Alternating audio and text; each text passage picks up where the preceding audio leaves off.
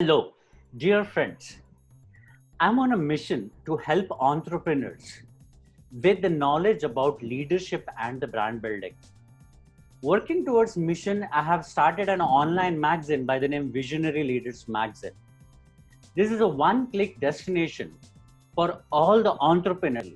So this is a platform which will help you to understand the one answer for one concept of the leadership and the brand building, the answer from different people at one place. That's how beautifully done this is. Today, our guest is Amogh Thakur. So he's a Mumbai-based award-winning visual artist, specialized in people, fashion, lifestyle, and architecture photography. And he has worked across Indian and international markets. Hi, Amogh. Welcome to the interview. Hi. Hey, hi. So, thanks for having me. Thank you. It's my pleasure, Amogh. So absolutely, it's my pleasure because I was thinking of shooting somebody from a non-corporate background, So far I was shooting all the people who are leaders in the field, which is more structured industry. But if you see this photography or some artist area, which is not so structured in a way the corporates are, but still there are so many people like you who's doing really great with their profession. So I really wanted to have this kind of one interview, which thank you so much for accepting the invite and coming for this. My pleasure. With that, sorry? My pleasure, I said. Thank you once again. So should we start with this now? Yeah, absolutely. Yeah, great. So start with the first question, sounds something like, it says, Khichke Doonga. What exactly this Khichke Doonga? It sounds really funny at the same time humorous, and I just loved it. So what was your first reaction to it? What was your first reaction? So first question was I was blank. So I was thinking like, Khichke Doonga, somebody, and it's designed nicely. I was thinking like it must be some campaign or something which people coming up with them, Sorry, but I don't know whether I'm taking off track. But I also thought of in the line, you remember last 2018 or somewhere it has Me Too campaign. Correct. So I was looking at Khichke Doonga in that direction also. Oh God. I was just wondering whether this is something new which is in the market and people want to respond to that. Then I saw drone photograph beside that. I said, no, this is not. This is something better than that. But Khichke Doonga was actually conceived during the entire lockdown period when we had when artists and creative people like you and me had nothing to do, and the brain wheels were just churning, and I wanted some output of creativity. Before I started photography, I used to work with my dad, who had a lab and a design studio and an ad agency in Nagpur. And I have been exposed to a lot of. He's been also really good photographer, right? Yeah. And so I've been exposed to a lot of different areas of visual communication. So other than photography, I also dabble in direction in corporate AVs and other mediums as well. And which is when I decided to start this brand Khichke Doonga, whereas in whatever your requirement is, you can come to me and be rest assured that I will deliver and it will get done. And as you mentioned about your dad, I think there was one campaign, one coffee table book you have done with him, which says Architectures of Justice. Could you please help us to understand what exactly that book was about? So basically, me and my dad came up with this book called Architect. And if I'm not wrong, that was also gifted to Prime Minister of India, Mr. Narendra Modi. Yes. And also the president. Also the president. Okay, great. So basically, I come from a lawyer's background. So in my family, for the past 5 generations, every single person has been a lawyer. So including my parents, my uncle, aunt, my cousins, my sister-in-law, everybody is a lawyer. In my house, I'm the first outlaw, so to speak, who doesn't have a law degree in my family. so this was my way of giving back to the law community. If people want to reach that book, is it available online? Yes, it's available on Amazon. It's also available on the website Architecture of Justice, thebook.com. Okay. So it's available on Amazon and on the website. Cool. Thank you so much, Amogh. So moving forward with that, see, you started your photography, learned your photography from Light and Life Academy, right? Yes. So from there to becoming one of the influence photograph that is also in Mumbai as a commercial, in the commercial space, how your journey been? It's been an interesting journey. I'm still learning a lot of things as we go forward. But I passed out of Light and Life in 2003, and 2004 is when I came to Bombay and I started assisting Jaydeep Oberoi. I assisted him for a good 6-7 months, and I think that was a very, very crucial period in my learning, because Jaydeep is one kind of a senior photographer who doesn't hold back. He would share his knowledge with his juniors, which is very rare. Which is very rare, and I got to learn a lot of things, not just about photography, but in generally about how to conduct a shoot, how to carry on a shoot, execution of the shoot. So that is something which, when you're learning photography, you concentrate more on the technical part of photography or the actual picture taking process. But in the commercial field, there are so many other things that you need to take care of as well, along with the photography part, and which is something which I learned at Jaydeep's a lot. And so 2004, I was with Jaydeep. Then I left his studio and I started doing freelance assisting with a lot of other photographers. I was doing some post-production jobs. That was actually the time when digital backs had come in, and so the printing happens in CMYK and the digital capture happens in RGB. So the softwares then were not advanced enough to make that conversion flawlessly. So I had developed a system of recalibrating the softwares, and I used to do some calibration services for other photographers as well, where I calibrated their softwares to give the optimal output once it gets converted to CMYK for printing.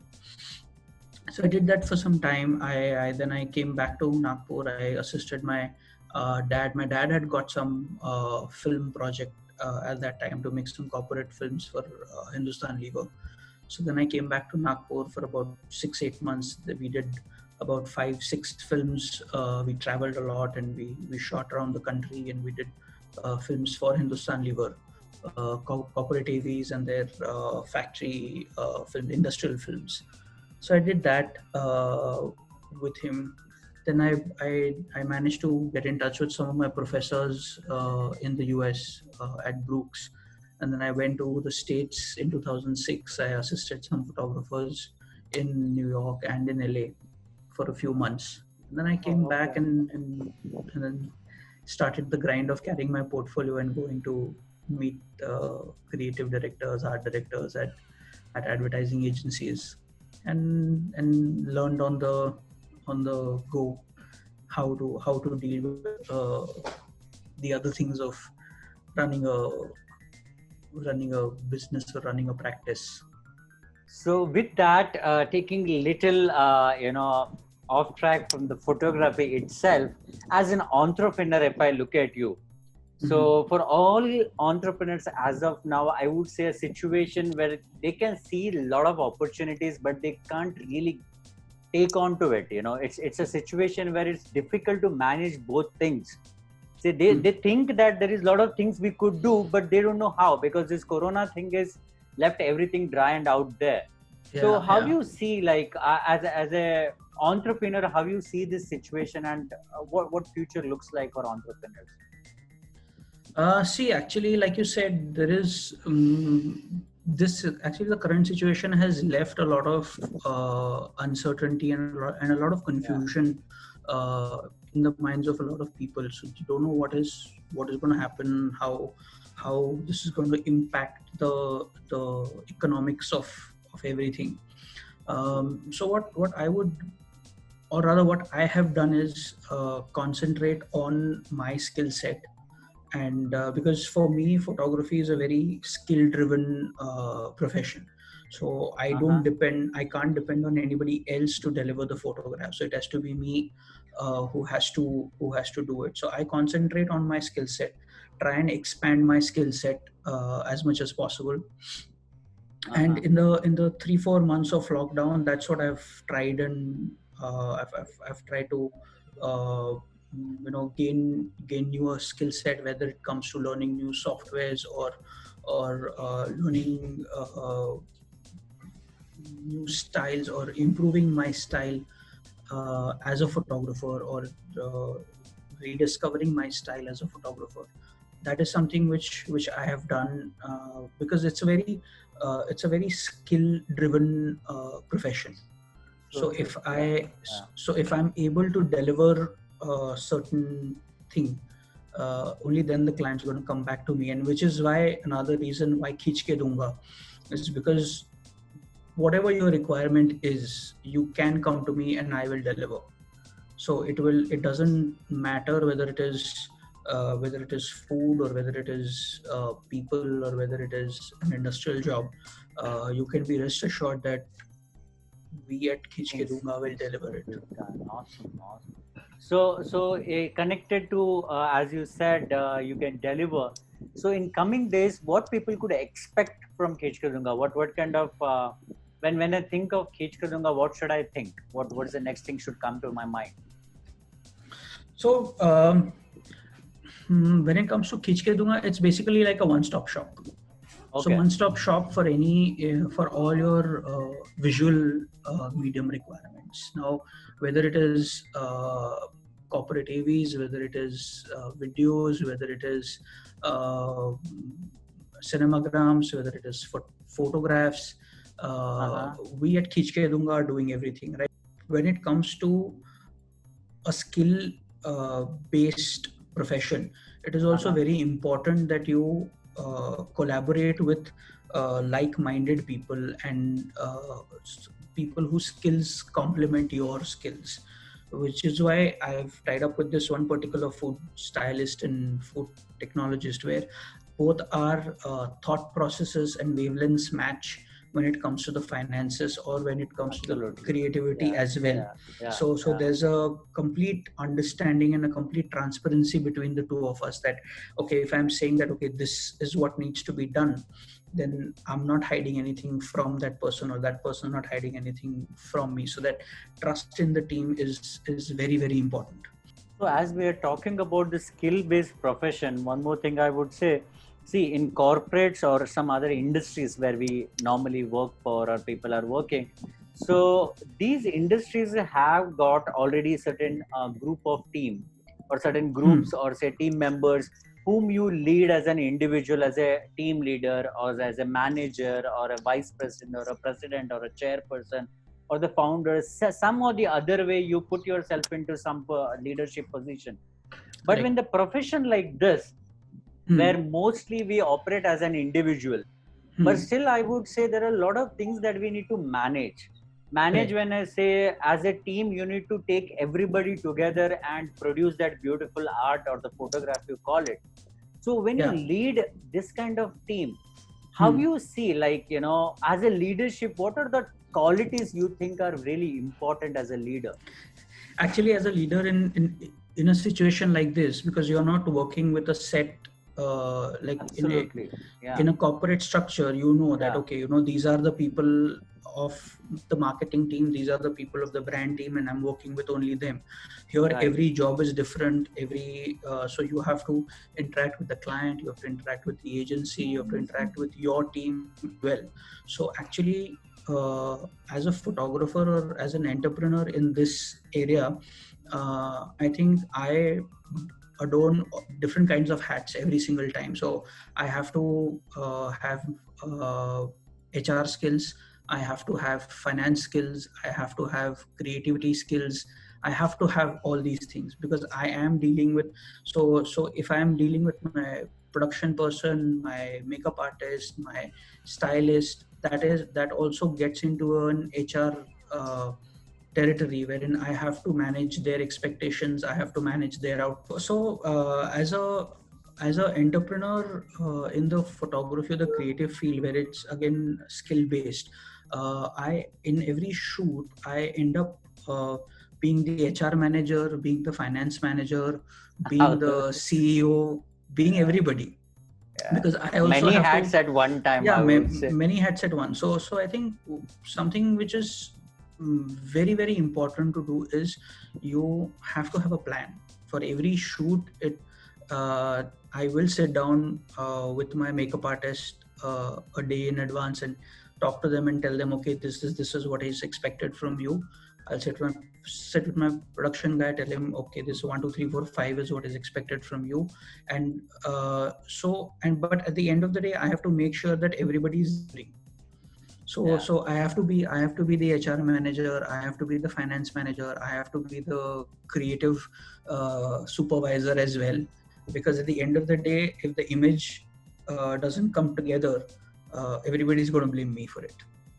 Absolutely. So absolutely. I'm responsible to deliver the image, because at the end end of the day, it's your image which is in stake for your images. Exactly. That you're providing. Because I always remember one thing that my father taught me. He said, when I started off on my own, he said, always remember one thing, that when somebody sees your image, they're not going to ask you, you got 5 rupees paid for it, you got 500 paid for it, or you got 50,000 paid for it. They're going to say, okay, is the image good or bad? If it is good, that's it. Then they'll appreciate it. If it is bad, then they're going to diss you. So it doesn't matter how much you're getting paid for the job that you're doing, but once you accept the job, that yes, okay, I will do this, then you don't look at, okay, how much I'm getting paid for it or not, but as long as the output is the desired one. Or if I put it in other way, I think it's our duty to do the right job then. Yes. Absolutely. Then it doesn't matter as to whether there isn't enough time or there isn't enough money. You just figure it out, because then you can't, because you have accepted to do this job in these parameters, under these parameters. So then it's up to you. So which is what I keep telling a lot of people that I talk to, that out of the 100% work that I do, photography is a part of it. It's not the entire that's thing. So true. That's so I have to do all the other things as well. I can't say that ये मेरा department नहीं है, नहीं boss, ये तेरा department ही है. So when you have so many things to handle and you're doing everything at a time, so I would say it's a leading ability that you have, which helps you to understand the situation and the different mindset. Because if you see, all people are very different. They may be working for the first time with you, most of them, and few of them may be working repeatedly. It's all depends. Yeah. So there are many photographers out there. There are many other artists out there which go through same situation. Thinking about this as a leadership quality, as a core. I'm not thinking of as an artist or any kind of skill. As a leadership at its core, do you think there is a bad leader or a good leader? Like, is there some concept? And if yes, then why they are so different? What is it? See, I don't know about a bad leader or a good leader, but I do believe that you lead by example. For example, whenever there is a new kid that comes to me, or a new assistant who wants to come and work with me, the first thing that I tell them is that if I ask you to do something, be rest assured that I will do it myself. Like, for example, if I ask you to climb up on this tree and hold the reflector in a particular manner, be rest assured that if time comes, I will do it myself. Beautiful. So as we get clearly understood, you have worked with good brands. You said Hindustan and earlier Godrej and other brands as well. So when I use the word brand, like and when I say few businesses, how you differentiate them? What you see as a simple business and what you see when I say brand? What difference you would make out of it?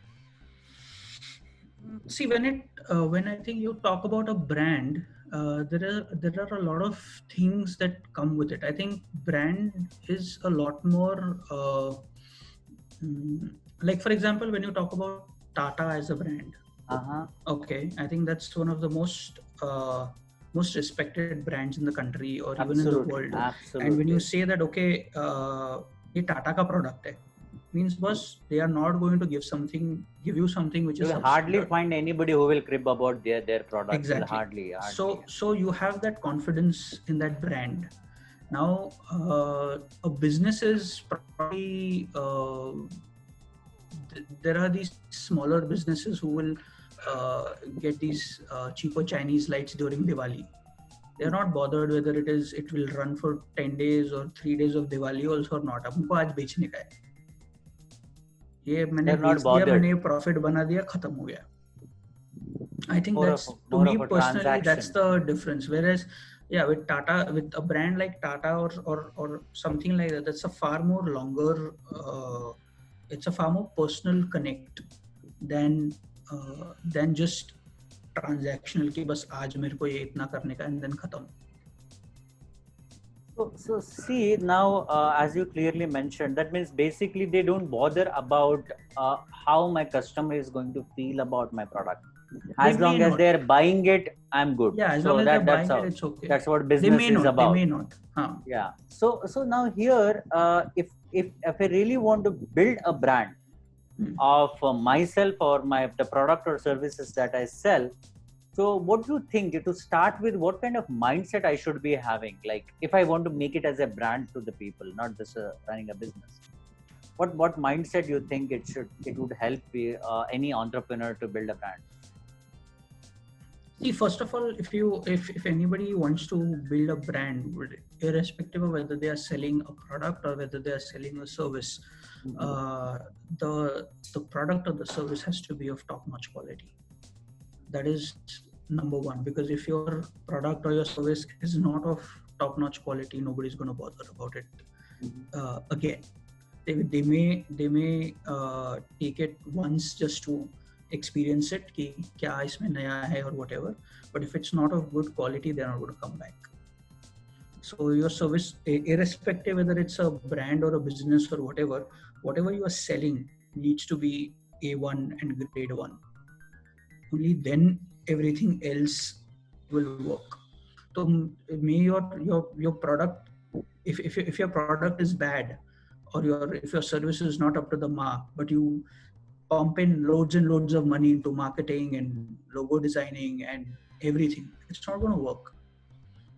People will buy it, instead of 10 people buying it, 20 people may buy it, but they'll buy it only once. So if your service there won't be any retention in the future. There won't be any retention. So if you have something which your service or your product, as long as that is not that's not of top-notch quality, I think anything else that you do, now once you take that as a given, once you take that the output that you're going to give or the product that you're going to give, once that is set at a standard or at a certain quality, then everything else will slowly matter. Your marketing, your presence online, your presence offline, all that will come into play later on to take your service forward, is what I feel. So thank you, Amogh. But see, now as I said, this interview is about two aspects to understand: the leadership and the brand building. So I was going through some studies and I come across this page from the Forbes where they have top 100 brands of the world.